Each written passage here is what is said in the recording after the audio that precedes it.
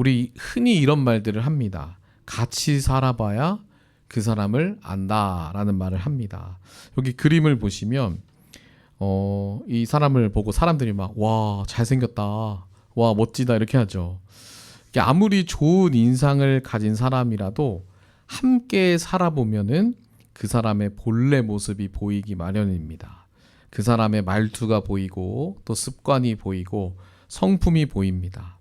그리고 이렇게 오래 함께 살아가는 사람들은 사실 조금씩 서로를 닮아갑니다. 또 그림 하나를 보시면 부부는 점점 닮아갑니다. 이렇게 모습이 닮아간다기보다는 제가 볼 땐 표정 이런 게 닮아가는 것 같아요. 그리고 자녀는 생활 습관 같은 거를 닮아갑니다. 식습관이나 또 집에서 이제 어떻게 있는지에 대한 이런 생활 습관을 닮아가는 것 같고 또 성격도 닮아가죠. 그리고 가까운 친구는 생각하는 가치관 아니면은 취향 이런 것들이 점점 비슷해지는 것을 볼 수 있습니다. 그래서 이 함께 산다라는 것은 단순히 같은 공간에 머문다라는 것이 아닙니다. 이 함께 산다는 건 뭘 의미하냐면 서로가 영향을 받는다는 겁니다. 서로의 삶이 각자의 삶이 각자로 끝나지 않고 서로의 삶이 점점점 스며들고 또 나도 모르게 영향을 받고 닮아가는 관계다. 그것이 함께 사는 것이다 라고 말할 수 있습니다. 오늘 우리가 함께 읽은 시편 15편은 이런 질문으로 시작합니다. 누가 하나님과 함께 살 수 있습니까? 라는 이 질문으로 시작합니다. 그런데 누가 하나님과 함께 살 수 있습니까? 이 질문을 들으면 우리는 자연스럽게 이런 생각을 합니다. 나는 하나님 앞에 설 자격이 있는가? 나는 하나님과 함께 살아갈 자격이 있는가? 하나님과 함께 산다고 말하지만 내가 충분히 그렇게 착하게 살았는가? 나는 신앙생활을 잘 하고 있는가? 라고 우리가 이것을 자격의 문제, 특별히 신앙의 자격의 문제로 받아들이기 쉽습니다. 그러나 오늘 말씀은 사실 신앙의 자격을 이야기하는 것이 아닙니다. 오늘 말씀은 우리를 전혀 다른 방향으로 이끌어 줍니다. 주님과 함께 사는 삶은 자격을 갖춘 사람이 얻어내는 어떤 상급이 아닙니다. 하나님께서 먼저 우리를 은혜로 맞아주셨고 그리고 그 환대를 받은 우리는 이전과 같은 삶을 살지 않기로 결단하며 늘 하나님을 인식하며 살아가는 존재로 변화된 것입니다. 그래서 내 마음에 그리스도를 주님으로 모신 분들은 하나님과 함께 살아가며 점점 예수 그리스도를 닮아가는 것이죠. 그래서 하나님과 함께 산다라고 표현할 수 있습니다. 우리가 지난 2주 동안 시편을 함께 살펴봤습니다. 그런데 1주차 때는 이제 뿌리에 대해서 살펴봤죠. 우리가 어디에 뿌리를 내릴 거냐? 생명의 근원이신 예수 그리스도께 뿌리 내린 사람이 진짜 열매를 맺고 복 있는 사람이다라는 사실을 살펴보았고 또 2주차 때는 그 복 있는 사람이 어떤 사람이냐? 하나님 앞에 어떤 사람이냐? 바로 존귀한 사람이다. 특별히 하나님의 영광과 존귀를 입혀주신 존재다라는 사실을 우리가 지난주에 함께 나눴습니다. 그렇다면 자연스럽게 오늘 우리가 본문을 읽으면서 이런 질문이 이어집니다. 하나님께 뿌리 내리고 또 하나님께 존귀함을 받은 사람은 그러면 어떻게 살아가는가라는 질문이 이어집니다. 그래서 오늘 시편 15편이 그 질문에 우리가 답을 해준다라는 것을 오늘 말씀을 통해 함께 살펴보려고 합니다. 먼저 1절을 다시 한번 읽어보도록 하겠습니다. 1절의 말씀입니다. 함께 읽겠습니다. 시작. 여호와여 주의 장막에 머물 자 누구 오며 주의 성산에 사는 자 누구 오리까? 라고 질문합니다. 다윗은 하나님께 이런 질문을 하지 않습니다. 하나님, 어떤 사람을 사랑하세요? 하나님, 어떤 사람이 천국에 갑니까? 이런 질문을 하지 않습니다. 다윗이 하나님 앞에 질문한 이 질문은 단순합니다. 누가 주님과 함께 삽니까? 누가 주님과 함께 살 수 있습니까? 라고 질문합니다. 하나님과 함께 살아가는 존재가 누구냐라는 질문인 것이죠. 그런데 이 구절 안에는 2개의 동사가 있습니다. 하나는 머물다, 그리고 하나는 살다입니다. 먼저 우리가 머물다를 한번 살펴보려고 하는데, 이 머물다라는 단어의 뜻은 히브리어로 구르인데 이제 손님으로 잠깐 머물다라는 뜻을 가지고 있어요. 이런 겁니다. 나그네가 잠시 체류하는 겁니다. 여행을 하다가 요새 비 엄청 많이 왔잖아요. 여러분 만약에 비가 막 억수같이 쏟아지는데 차도 없고 우산도 없어요. 근데 집이 한 10분 정도는 걸어가야 돼요. 근데 어디 피할 데가 없어요. 그런데 그런 상황 속에서 어떤 가게 사람이 문을 열어줘요. 비가 멈출 때까지 여기 피하다 가세요 라고 환대해 주는 것이죠. 그 주인이 문을 열고 들어오세요 라고 말을 해줍니다. 그러면 그 들어오세요 라고 말하는 사람의 말을 듣고 들어간 사람은 그 사람이 들어간 사람의 권리가 있어서 들어가는 것이 아니죠. 초대받았기 때문에, 환대했기 때문에, 들어오라고 집 주인이 얘기했기 때문에 들어가는 것입니다. 하나님 앞에 서는 것도 마찬가지입니다. 우리는 하나님과 함께 사는 것, 특별히 이것을 하나님의 집이라는 표현을 쓸게요. 이 하나님의 집이라는 이 하나님이 우리에게 펼쳐주신 하나님의 다스림이라는 이 삶 속에 우리는 살아갑니다. 그런데 이것이 우리가 주인이 아니다라는 것을 이야기해 주는 것입니다. 하나님께서 그 집의 문을 열어주셨고 나와 함께 살자, 나와 함께 머물자라고 우리에게 그 문을 열어주셨고 들어오라고 말씀하셨기 때문에 우리는 들어가는 사람들입니다. 그래서 하나님 앞에 나아간다, 하나님과 함께 살아간다라는 것은 우리의 당연한 권리가 아닙니다. 하나님의 은혜로운 환대라는 것을 여러분들 꼭 기억하셨으면 좋겠습니다. 그런데 이 구절에서 여기서 멈추지 않죠. 이 구절에서 그 다음 동사 살다라는 단어가 존재하는데 이 살다는 히브리어로 샤칸이라고 합니다. 이것은 앞에 머물다랑 또 다른 단어인데 이것은 영구적으로 머물다라는 거예요. 이제 함께 산다, 영원히 함께 산다라는 뜻을 가지고 있습니다. 그런데 이 영원히 함께 살다라는 이 단어는 샤칸이라고 하잖아요. 그런데 이게 하나님의 영광이라는 하나님의 임재를 나타내는 이 쉐키나랑 같은 어원을 합니다. 그래서 사실 우리는 하나님과 영원히 살 수 없는 존재였죠. 우리는 죄로 인해서 하나님과 함께 살아갈 수 없는 존재였습니다.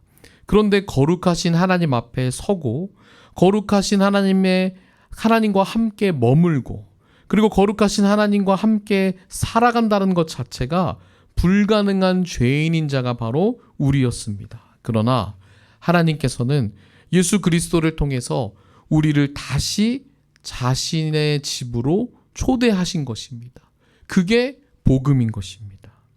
그래서 하나님 앞에 선다라는 것은 우리의 자격이 아니라 우리에게 들려주신 또 우리에게 허락하신 열어주신 복음의 은혜인 것을 여러분들 믿으시길 바랍니다. 하나님은 우리를 잠시 머무는 손님으로 내버려 두지 않으십니다. 마치 손님처럼 잠깐 열어주고 이제 가세요 라고 말하는 분이 아닙니다.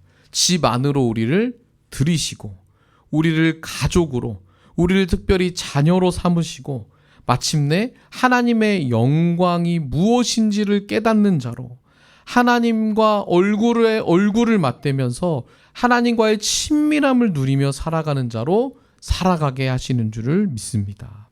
그래서 우리는 이러한 하나님의 사랑과 은혜의 환대 앞에 신앙적으로 우리는 꼭 기억해야 되는 두 가지가 있습니다. 첫 번째는 하나님의 은혜로운 환대를 받은 자가 바로 우리 자신이라는 것. 그리고 그 환대를 받는 것으로 그치는 것이 아니라 우리는 점점 하나님의 영광 안으로 들어간다. 점점 하나님의 영광이 무엇인지 그 영광의 삶으로 우리의 삶이 뿌리 내려간다라는 이 두 가지 사실을 우리는 꼭 기억해야 합니다. 그런데 이 하나님의 영광 안에 머물며 산다라는 것은 단순히 이 예배 시간에 국한되는 것이 아닙니다. 교회 안에서 오래 머물고 교회 안에서 종교적인 활동을 오랫동안 한다고 해서 그것이 영광 안에 사는 것을 의미하지 않습니다. 하나님의 영광은 반드시 삶으로 드러나게 돼 있습니다. 그래서 시인이 2절부터 그 이야기를 하고 있습니다. 삶의 모습을, 하나님과 함께 사는 자의 삶의 모습이 무엇인지를 2절부터 구체적으로 하나씩 보여주기 시작하는 것입니다. 2절의 말씀을 함께 읽어보겠습니다. 2절입니다. 시작.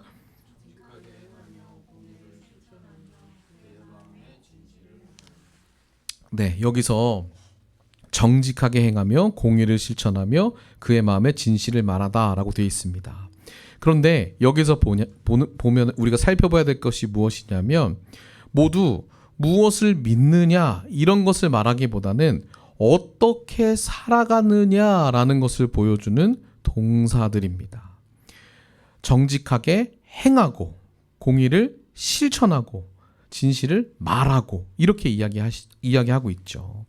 근데 이러한 삶은 어쩌다가 한번 선행을 베푸는 삶과는 전혀 다른 이야기입니다. 선과 그리고 의가 삶의 습관이 되고 인격이 변화된 사람을 뜻하는 것입니다. 그런데 여기서 중요한 것이 또 하나 있습니다. 의로운 행동을 반복한다고 해서 의로운 사람이 되어진다라는 것이 아닙니다.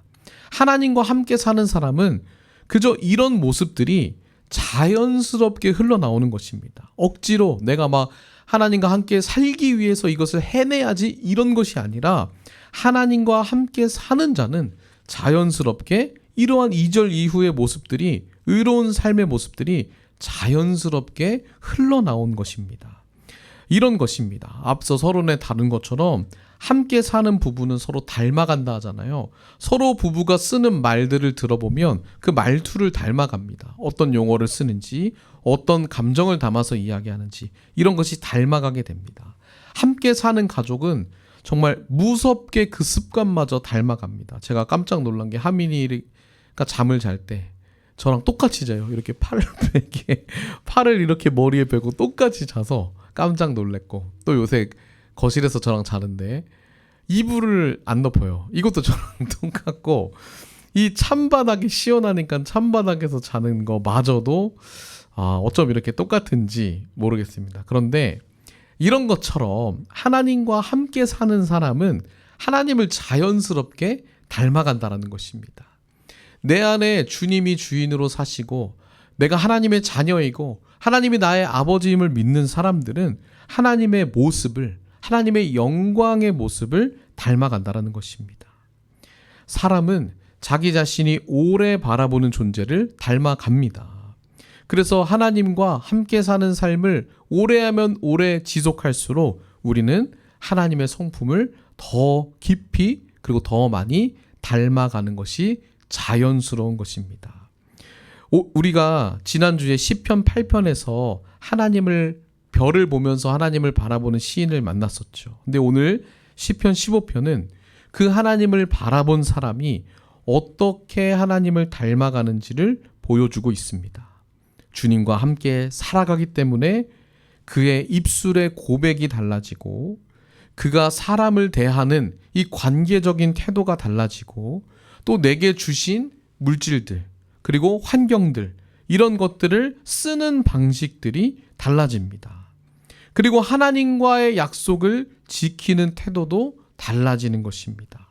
함께 살아가는 하나님, 그 하나님을 점점 경외하고 닮아가게 되는 것이죠. 그리고 3절과 4절의 그 모습을 구체적으로 이렇게 이야기합니다. 우리 3절 4절을 다시 한번 읽어보겠습니다. 3절 4절입니다. 시작.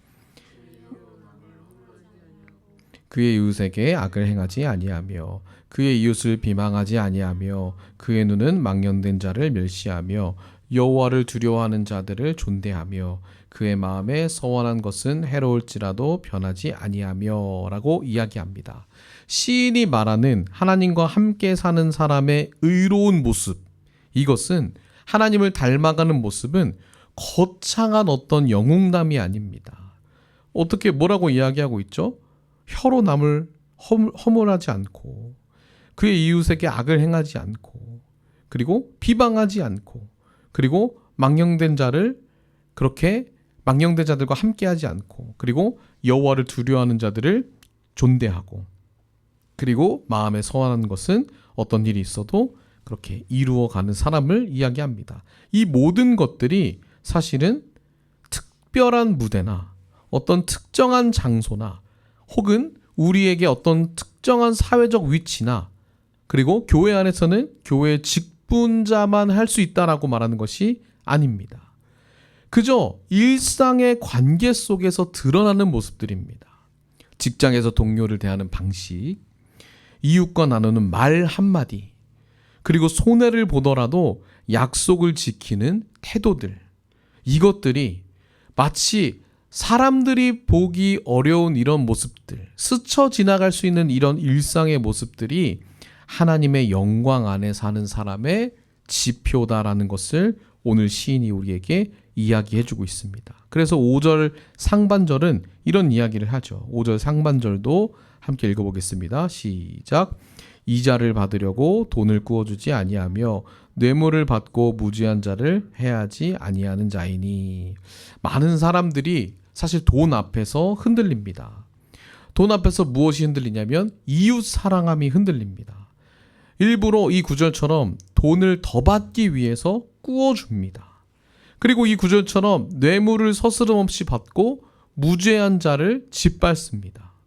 돈이 되는 일이라면 무엇이든지 닥치는 대로 다 하는 것이 세상의 방식입니다. 그러나 하나님과 함께 사는 사람은 이러한 세상의 방식과 돈 앞에서 흔들리지 않습니다. 그 어마어마한 재산을 가진 권력 앞에서도 굽히지 않습니다. 세상이 당연하게 여기는 방식으로 내 이익을 취하지 않는다라고 이야기합니다. 그것이 하나님을 닮아가는 자의 일상적인 모습, 하나님과 함께 사는 자의 일상적인 모습이다라는 것을 시인이 우리에게 이야기해주고 있습니다. 그래서 참된 예배는 사실 교회 안에서 끝나지 않습니다. 이 자리에서 아무리 은혜를 많이 받아도 여기서 끝나면 그것은 진정한 예배가 아니라는 것입니다. 우리는 예배에 대해서 오해하기 쉽습니다. 더 좋은 자리, 더 많은 사람들, 그리고 더 좋은 형식들, 그리고 더 아름다운 악기와 소리들과 찬양, 그리고 더 탁월한 설교, 이것이 있는 자리가 하나님의 임재 안에 사는 것이고 하나님의 영광을 누리는 것이라고 착각할 때가 있습니다. 그러나 진짜 예배와 하나님과 동행하는 삶은 교회 문을 나서는 순간부터 본격적으로 시작됩니다. 사실 교회 안에서는 누구든지 언제든지 얼마나 경건해 보일 수 있습니다. 교회 안에서는 누구나 거룩한 척 할 수 있습니다. 그러나 하나님의 영광 안에 사는지 아닌지는 이 교회를 떠나고 교회 안의 멤버십들과의 관계가 떨어진 일상의 현장에서 내가 정말 하나님과 함께 사는가? 이것이 밝히 드러난다는 것입니다. 내가 직장에서 크리스찬이 아닌 동료들을 어떻게 대하는지, 그리고 손해를 볼 때마다 내가 어떻게 반응하는지, 그리고 아무도 보지 않는 자리에서 내가 어떤 선택을 하고 어떤 생각을 하는지, 이것이 하나님의 영광 안에 살고 있는지를 보여주는 진짜 지표인 것입니다. 우리가 하나님의 환대를 받은 사람이다 라고 했습니다. 그 하나님의 환대를 받은 은혜를 아는 삶은 그 삶이 변화됩니다. 그래서 일상이 예배가 됩니다. 평범한 하루하루가 하나님의 영광을 드러내는 자리가 된다는 것입니다. 돈 앞에서 손해보는 그 상황 속에서 하나님이 생각이 납니다. 남들이 다 이웃을 비방할 때도 그 자리에서 하나님이 함께 계심이 인지된다는 것입니다. 세상의 방식으로 자기 유익을 취하라는 그 수많은 가치들이 몰려올 때도 하나님의 방식이 생각나고 그 하나님의 방식으로 살아가려고 몸부림치고 기도하며 하나님 앞에 서려고 합니다. 그 과정 속에서 때로는 쓰러지고 넘어져도 주님의 영광에 뿌리 내린 삶임을 기억하고 다시 주님을 향해 나아갑니다. 그 갈망함이 우리의 일상 속에 존재한다는 것입니다.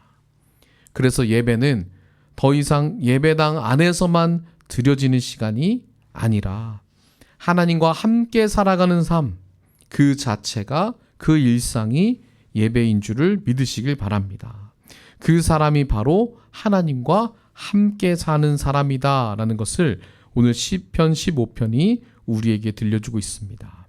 그래서 시인은 마지막에 놀라운 약속 하나를 우리에게 들려줍니다. 5절 하반절을 함께 읽어보겠습니다. 5절 하반절입니다. 시작. 이런 일을 행하는 자는 영원히 흔들리지 아니하리이다 라고 이야기합니다. 이것은 단순히 잘 될 거다라는 위로가 아닙니다. 하나님께서 하나님의 백성에게 주시는 언약의 엄중한 선언입니다. 사실 우리뿐 아니라 세상 모든 사람들이 내 삶이 흔들리지 않았으면 좋겠다라고 여기며 살아가죠. 그런데 그 내 삶이 흔들리지 않고 든든했으면 좋겠다 하라는 그 욕구를, 삶의 방식을 다른 선택을 하며 살아가는 것이 세상 사람들입니다. 돈을 모으죠. 돈 위에 자기 삶을 쌓습니다. 그리고 경력을 쌓습니다. 그리고 사람들의 인기와 명예를 얻으려고 합니다. 사람들의 인정을 붙잡으려고 하죠. 그리고 요즘에는 자기 자신의 확신, 그리고 자기 자신의 감정, 그리고 그 성공 위에 자기의 삶을 세우려고 합니다. 어떤 방식이라도 내 행복과 유익을 위해서라면 따지지 않고 그것을 취합니다. 왜 그럴까요? 그것이 자기 자신을 지켜줄 것이라고 믿기 때문입니다. 돈과 명예와 인기와 사람들과의 관계들과 그리고 내 확신과 감정과 성공들이 나를 지켜줄 것만 같다라고 믿기 때문이죠. 그러나 그렇게 붙들고 있는 모든 것들 역시 흔들리고 언젠간 다 사라질 것들임을 우리는 기억해야 합니다. 예수님께서 마태복음 7장에 이런 비유를 하셨죠. 이 그림을 보시면 여러분들 잘 아는 말씀이죠. 반석 위에 세운 집과 모래 위에 지은 집입니다. 그래서 폭풍이 불면 모래 위에 지은 집은 다 무너집니다.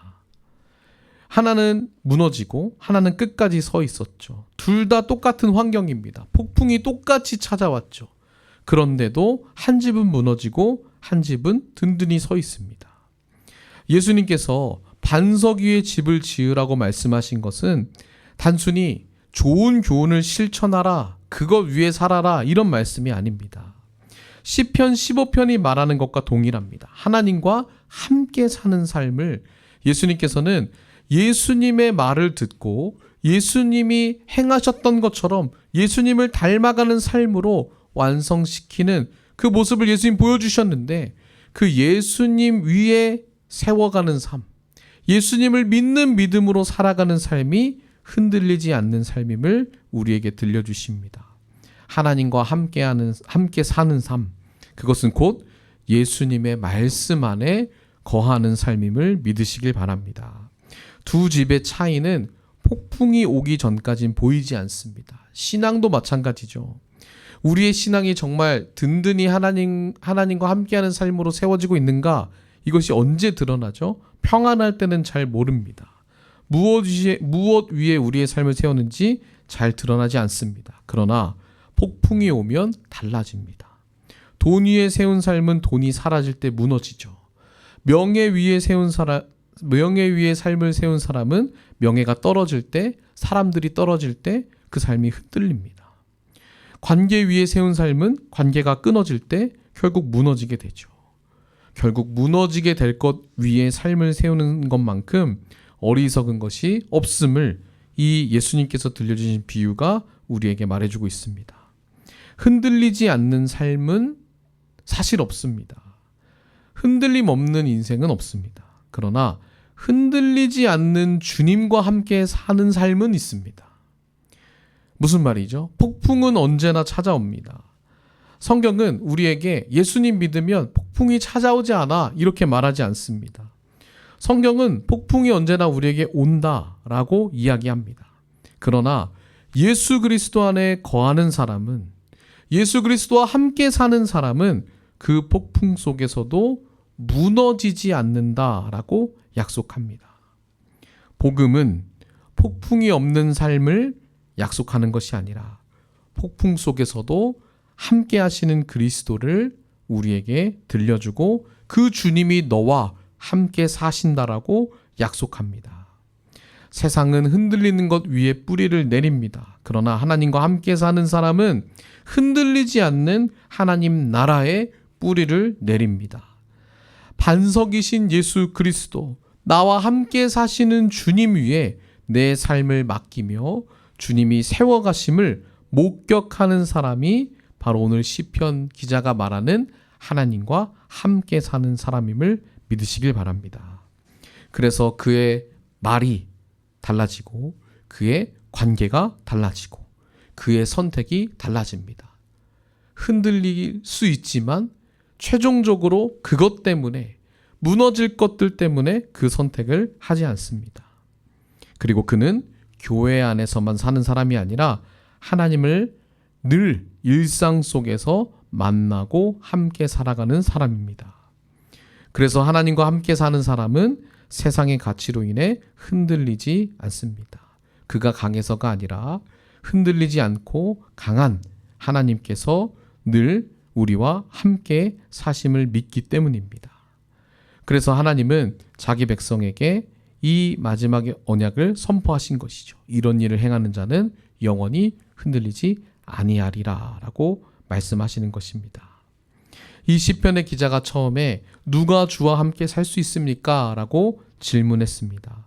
그리고 이 질문 앞에서 우리는 이 사실을 발견했습니다.